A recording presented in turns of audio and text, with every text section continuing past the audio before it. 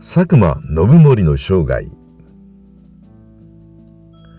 どうする家康に学ぶ日本史。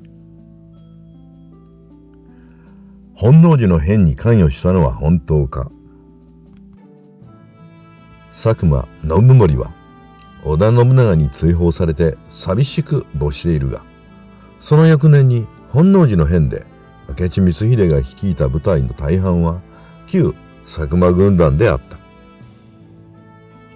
信盛が追放された事件と本能寺の変はどこまで関係しているのかを詳しく見ていこ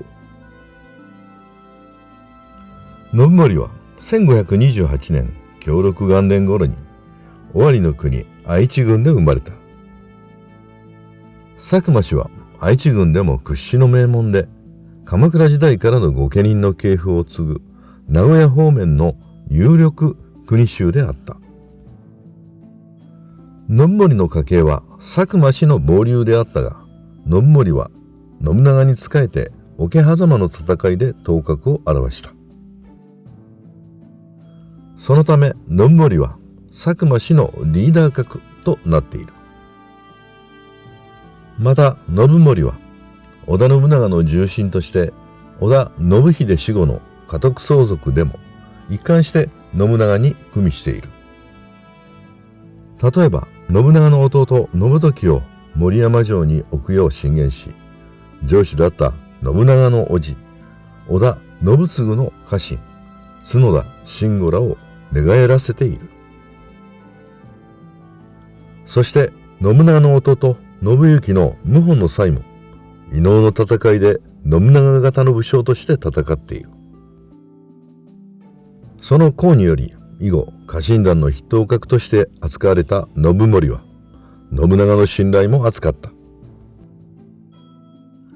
また合戦では撤退戦が得意だったようで、野木の佐久間と謳われたという。信長に従って1560年永禄3年の桶狭間の戦いでは全勝寺砦を守備し、信盛は戦後に鳴海城を与えられている。朝倉義景と戦った一条谷城の戦いの直前、戦場から離脱する義景軍の追撃を怠った織田家臣団の面々は信長の叱責を受けた。すると信盛は思わず涙を流しながら、そうは言われましても我々のような優秀な家臣団をお持ちにはなれますまいと信長に口答えをしてしまった。そのために信長をさらに怒らせ、所領没収の厳罰を下されそうになるが、柴田勝家や明智光秀らの家臣たちが必死で取り出したことにより、その場では信長の怒りは収まった。しかしこの時の信盛の出現が後に信長から19か条にわたる折檻状を突きつけられるきっかけとなったと言われている。1575年天正3年3月、徳川家康のもとへ派遣された信盛は武田方へ虚偽の内通を行い、油断させて設楽ヶ原におびき寄せ、長篠の戦いの勝利に貢献している。さらに信盛は奥三河の武説城を陥落させ、奥平貞義信正不死に城を預けて織田信忠の岩村城攻めに援軍として加わった。嫡男信忠に家督と岐阜城を譲った信長を自らの館へと迎え入れ、この際に新たな安土城の構想を信長から打ち明けられ、信盛は助言を求められたとされている。信盛は実直な家臣ではあったが、巨大化した信長軍団の経営に役立つ有能なタイプではなかった。そのため過去の経験にこだわる信盛は、